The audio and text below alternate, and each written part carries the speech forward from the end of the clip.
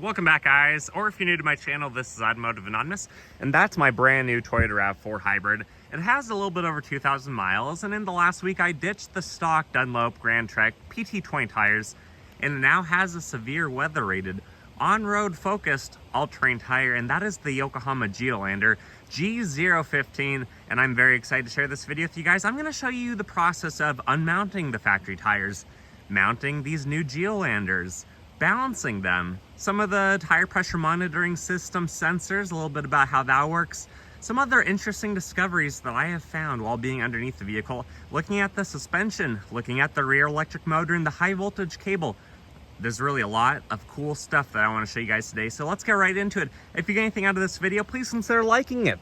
Comment your thoughts and opinions below and subscribe if you haven't already. Otherwise, keep in mind that in the shop, it was very loud. There was a lot of copyrighted music playing. There were a lot of interesting noises. So some of this is going to be kind of a B-roll amount of footage as I speak about what I've observed.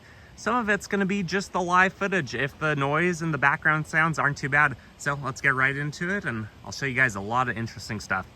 And I do have to say huge thanks and shout out to the Twin Falls Subaru, not only for letting me film my experience getting these tires mounted, unbalanced, rotated, all the things, but also for beating the price match that I had on these Geolanders. Other tire shops were quoting about $10.50 to about $11.50 for the installation, but they actually sold me these tires for around $1,000. So I feel like obviously that's not a small amount of money, but for these tires, for modern current prices in the United States, that is a pretty decent deal. So thank you guys, and I'll link you below. But these tires, they do weigh about 2.5 pounds more than the factory tires. And having the weight being on the most outer part of the periphery of these wheels means you feel it more than if the weight was more central to the hub, like a heavier wheel versus a heavier tire. So I have noticed this does slow down a little bit faster when I'm cruising. That is evident right away. Is also this week of driving, I think I've averaged about 2 miles per gallon less, which most of my driving is at interstate speed. Overall though, 2 miles per gallon to save, to have a stronger sidewall, to have a more competent and aggressive tread pattern, and to be able to handle slopes with ice and snow like nothing. I feel like that is a fair trade-off because the factory tires on this are pretty much economy tires. They weigh less, they're not as puncture proof, they're not as strong, and I've had the Geolanders on a Subaru before, and I'm going to compare this to our Forester and to other wilderness trim levels of the Subarus that have the same tire, because I want to know on the same exact wheel, how well does this compete to those in the snow, in the ice? And it's just a little bit more of an apples to apples comparison.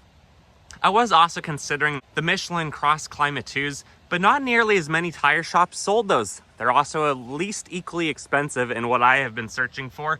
And I decided let's just stay apples to apples with the Geolanders.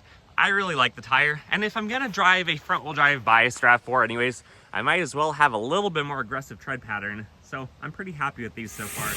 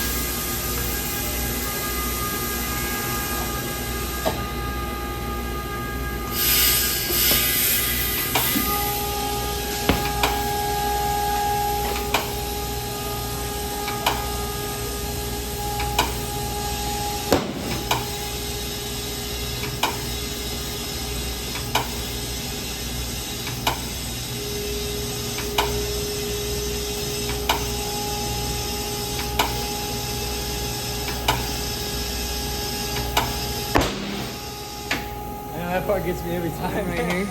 Okay. And it'll just kind of, oh wait, right here. And it'll just kind of plug in. Oh, and then screw in. So it comes with the ramp. Gotcha. Okay, that's good to know.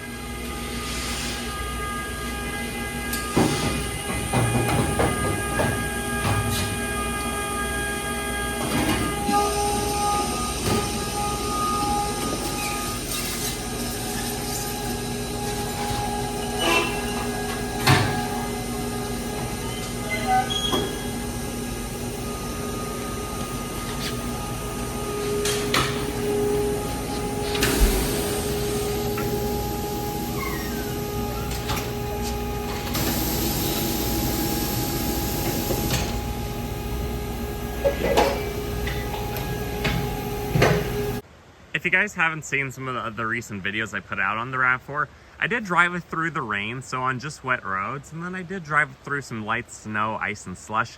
And honestly, the all-wheel drive system, it does slip a lot more than the Subarus do. It slips a lot more than the Teslas do, but those are also kind of the best all-wheel drive systems in the economy class. This surprisingly actually did pretty well on the factory tires. If you're only going to have slight amounts of snow like what we have today, I don't think you guys need to worry too much. I don't think you need to really change out your tires, but if you are going to get 4, 5, 6 inches of snow or a lot more than that, I do think it might be something I would recommend at least to look into. But it's also kind of a shame. You don't want to be swapping out tires once you've already spent a lot of money on a new vehicle. So it's your decision, but I do think tires are a well worth expense when it's going to keep you and your family safe. And it's going to help prevent you from some sticky or slippery or sketchy situations. So just keep that in mind. These severe weather rated Yokohamas are not the best all-terrain tire. They're not the best winter tire, but they are a very good, competent overall around tire. They come from the factory with around 11 or 12, 30 seconds of tread. When I sold my Outback, which actually weighs a little bit more than this and has more torque, so you'd think that that would wear out the tread a little bit faster, at 44 or some thousand miles like that, it still had about 30 seconds of tread.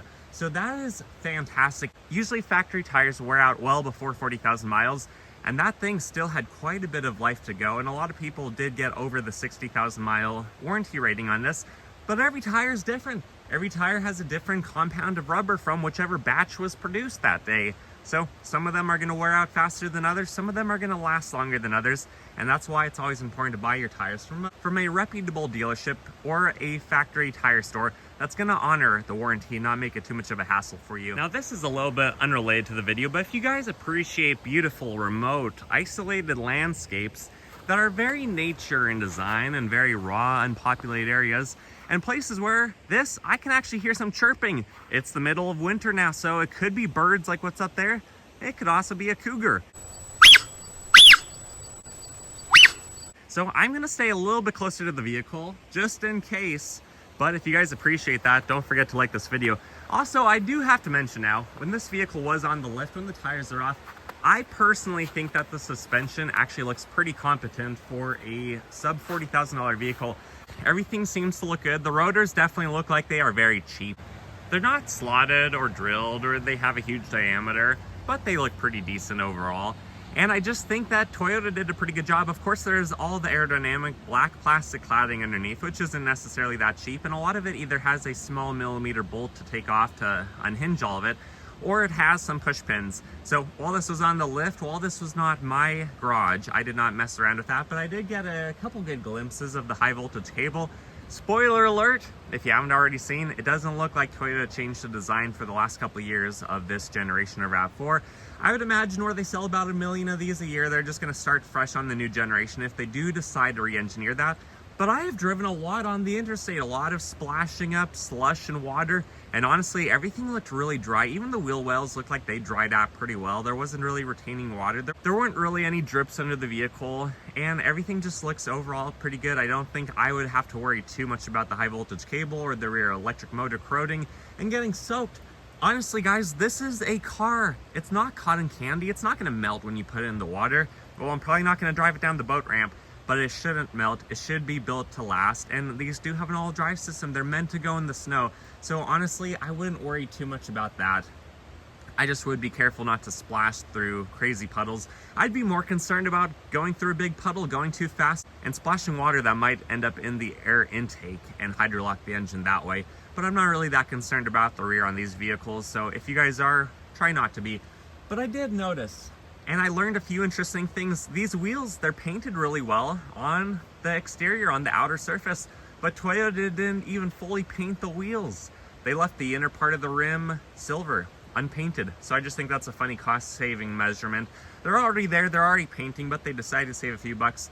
I also thought that the tire pressure monitoring sensors would have to be popped out and put into the new tires, because I knew they were in the valve stem, but I thought that was part of the tire. That is actually part of the wheel, and it's not connected to the tire. So those did not have to have anything done with them.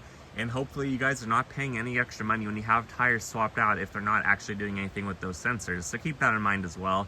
But ultimately, I'm just really happy with how this turned out. I'm really glad to have such a good tire, especially where these do not have a full-size spare in the back. They just have a temporary. So having this wheel, having this tire, I also am pretty glad that I decided to just keep the factory 18-inch Toyota wheel, because I figured if I am going to keep this vehicle only my 2-year average, this wheel is going to be a lot more tasteful for the next potential buyer versus me going down to a 16-inch wheel to have an extra 2 inches of sidewall and to making it my own, because if it's not going to last a long time, then let's just leave it stock. Let's save a few $100. And honestly, I think this is a really good combo. A light-duty all-terrain tire on the Toyota 18-inch wheel. And you can see there is room with the small little rotors where they do brake the vehicle. They do slow it down really well, but you could go down in rim size by probably about the 2 inches without having to worry too much. And overall, this has been a fun experience. It's nice to not have to worry about all my interstate driving and worrying about the tires going out, worrying about if I'm gonna hit some couple inches of snow or ice at speed. So anyways, that's my thoughts, that's my opinion. I'm just rambling on at this point. So if you got anything out of this video, please consider liking it. Comment your thoughts and opinions below. Even comment what state or country you guys are watching from, because only about 2/3 of you guys are in the United States. And with that said, I wish you guys the best. I hope you take care, and until next time, see ya.